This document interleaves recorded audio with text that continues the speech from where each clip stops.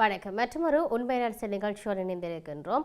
தற்பொழுது அதிகளவிலான பேசு பொருளை உண்டு பண்ணியிருக்கக்கூடிய ஒரு நகர்வு நேற்றைய தினம் நாடாளுமன்றத்திற்கு வருகை தந்திருந்த ஜனாதிபதி அனுரகுமார் திசாநாயக்க அவர் நாடாளுமன்றத்தில் உரையாற்றிய பல கருத்துக்கள் என்பது இன்றைய நாளில் பேசு பொருளை உண்டு பண்ணியிருக்கின்றது என்பதை நாங்கள் சொல்லக்கூடியதாக இருக்கிறது.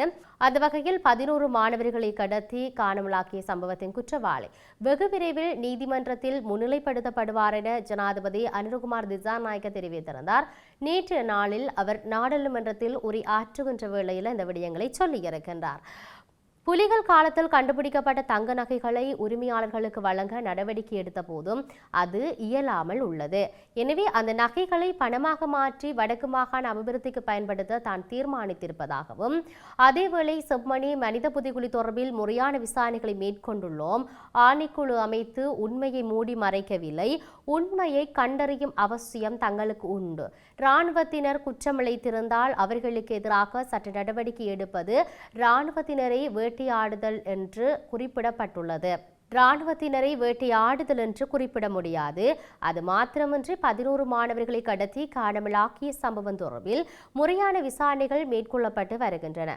குற்றவாளி வெகு விரைவில் நீதிமன்றத்தில் முன்னிலைப்படுத்தப்படுவார். சட்டத்தை சரியாக செயற்படுத்தும் போது இராணுவம் பழிவாங்கல்கள் என்று கோஷம் எழுப்ப வேண்டாம் என்று அவர் சொல்லியிருப்பதை பார்க்கக்கூடியதாக இருக்கிறது. இதேவேளை கடந்த கால ஆட்சியின் போது குற்றச்செயல்களில் ஈடுபட்ட பாதுகாப்பு படையினருக்கு எதிராக விசாரணைகள் மேற்கொண்டு தண்டனை வழங்கப்படும் என ஜனாதிபதி அனுரகுமார் திசாநாயக்க வெளிப்படுத்தியிருக்கிறார்.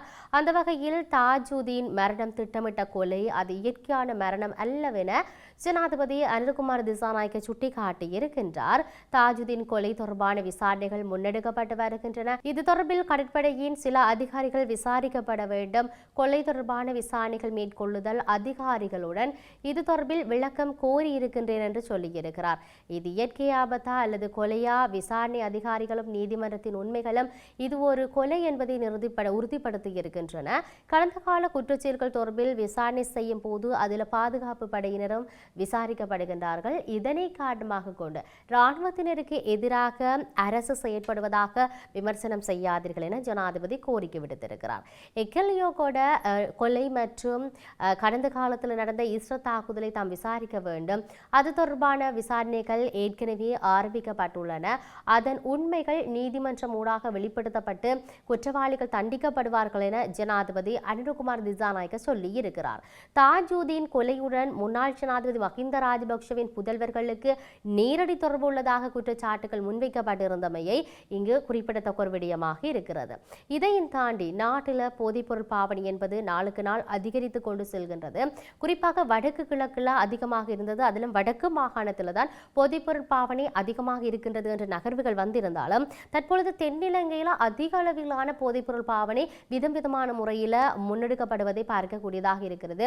உண்மையில் மனவேதனையை அளிக்கின்ற ஒரு செயலாக இருக்கிறது. தென்னிலங்கையில் ஊசி மூலம் உடலில் போதைப்பொருளை ஏற்றும் வியாபாரத்தில் ஈடுபட்டு வந்த கும்பல் ஒன்று மேல் மாகாண காவல்துறை புலனாய்வு பிரிவினரால் கைது செய்யப்பட்டுள்ளது. மேல் மாகாண காவல்துறை புலனாய்வு பிரிவினருக்கு கிடைத்த தகவலின் பேரில் மேற்கொள்ளப்பட்ட சுற்றி வளைப்பில் இந்த கும்பல் கைது செய்யப்பட்டிருக்குது. இந்த கும்பல் நீண்ட காலமாக ஊசி மூலம் உடல்ல போதைப் பொருளை ஏற்றும் வியாபாரத்தில் ஈடுபட்டு வந்திருப்பதாக விசாரணையில் தெரிய வந்திருக்குது. கைது செய்யப்பட்டவர்கள் தெமட்டகொட காவல் நிலையத்தில் ஒப்படைக்கப்பட்டிருக்கின்றார்கள். இது தொடர்பான மேலதிக விசாரணைகளை தெமட்டகொடை காவல்துறையினர் மேற்கொண்டு வருகின்றார்கள் என்ற நகர்வுகளும் இருக்கின்ற பொழுது, இன்னொரு பக்கம் அனுர அதே போன்று பிமலுடைய நகர்வுகளை பார்க்கின்ற பொழுது சபை தலைவர் பிமல் ரக்கைகளை அனுர வெட்டினாரா என்ற கேள்விகள் முன்வைக்கப்பட்டிருக்கின்றன. கதை உண்மைதான். அனுரவின் திடீர் அமைச்சரவை மாற்றம் கொழும்பை சுற்றியுள்ள அரசியல் வட்டாரங்களை அதிர்ச்சிக்குள்ளாக்கியுள்ளது என்ற விடயத்தை பேசு பொருளாக உண்டு பண்ணி இருக்கிறார்கள். அந்த நேரத்தில் பிமல் துறைமுகங்கள் மற்றும் சிவில் விமான போக்குவரத்து அமைச்சராக இருந்தார். கொள்கலன் அமைதி தொடர்பாக அரசாங்கத்தின் மீது உரிய குற்றச்சாட்டு சுமத்தப்பட்ட போது ஊழல் ஒப்பந்தத்தில் பிமல் தொடர்புடையவர் என்பதால் அவர் துறைமுக அமைச்சகத்தில் இருந்து நீக்கப்பட்டதாக எதிர்க்கட்சி சொல்லியிருந்தது. கவனத்தை ஈர்த்த பிரதமர் ஹருணி பிமல் ரத்நாயக்க இந்த குற்றச்சாட்டுகளுக்கு பதில் அளிக்கவில்லை என்ற விடயத்தையும், இருப்பினும் ஆரம்பத்திலிருந்தே கொள்கலன்களை விடுவிக்க தனக்கு அதிகாரம் இல்லை என்றும் அவர் வலியுறுத்தியிருந்தார். அமைச்சரவை மாற்றத்துக்கு பிறகு பிமல் காணாமல் போய் சீனாவில் மீண்டும் தோன்றினார். அவர் கிட்டத்தட்ட 2 2 வாரங்கள் சீனாவில் தங்கியிருந்தார். பிமல் சீனாவுக்கு சென்ற உடனேயே பிரதமர் ஹருணி கவனத்தை ஈர்த்தார்.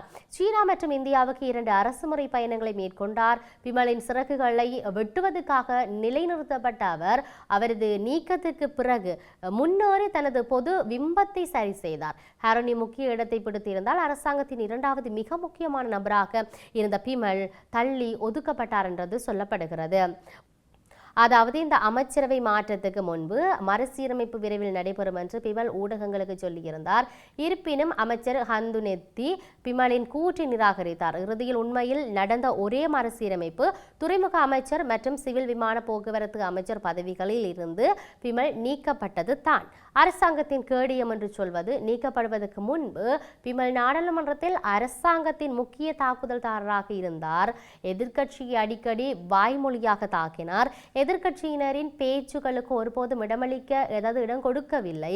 அவர் அரசாங்கத்தின் கேடியம் என்று அறியப்பட்டார். நீண்ட காலமாக வெளிநாட்டில் இருந்து இலங்கைக்கு திரும்பிய பிறகு பிமல் நாடாளுமன்றத்தில் தனது நடத்தையை மாற்றிக் கொண்டிருக்கிறார்.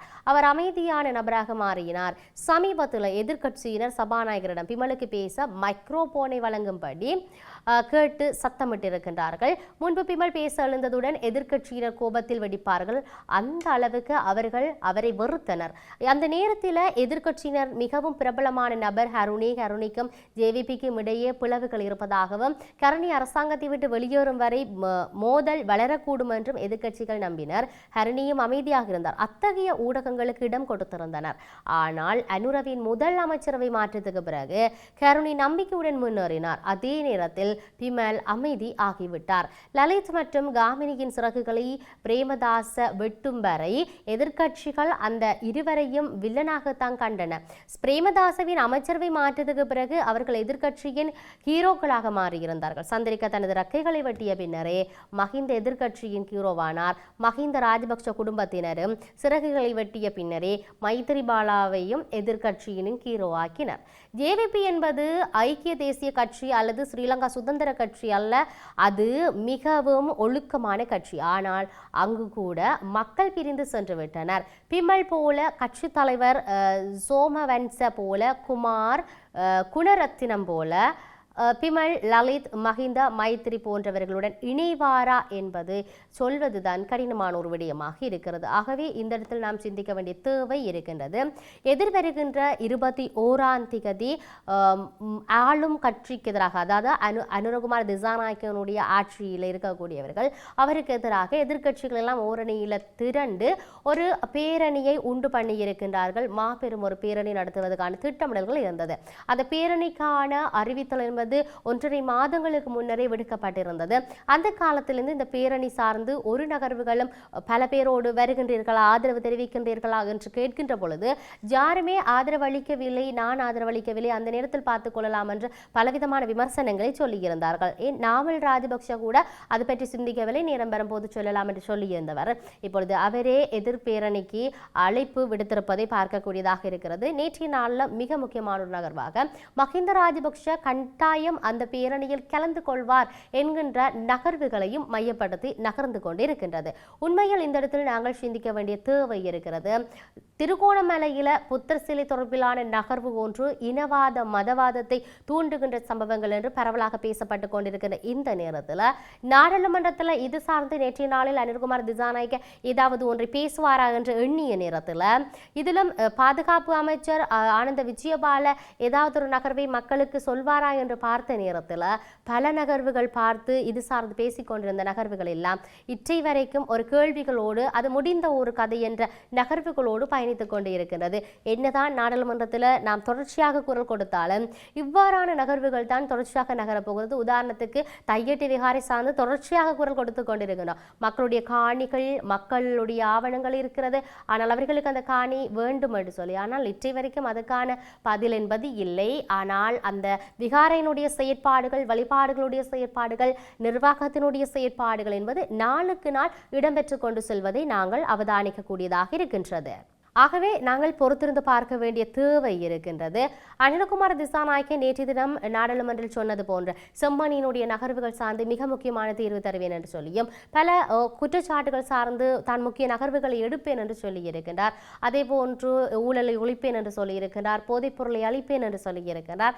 இருந்தாலும் தமிழ் மக்களுக்கு தன் மீது உள்ள பற்றும் நம்பிக்கையும் இருக்கும் என்கின்ற ஒரு நகர்வையும் தாங்கி வந்திருக்கின்றார். பொறுத்திருந்து பார்ப்போம். தொடர்ச்சியாக இந்த தமிழ் மக்கள் அனுரகுமார் திசாநாயக்க மீது நம்பிக்கையோடு இருக்க போகின்றார்களா, இல்லை என்றால் அவர்கள் எவ்வாறான நகர்வுகளை செய்ய போகின்றார்கள், தொடரப் போகின்றார்கள் என்பதை நாங்கள் பொறுத்திருந்து பார்ப்போம். மற்றும் ஒரு உண்மையான நிகழ்ச்சியில் சந்திப்போம். வணக்கம்.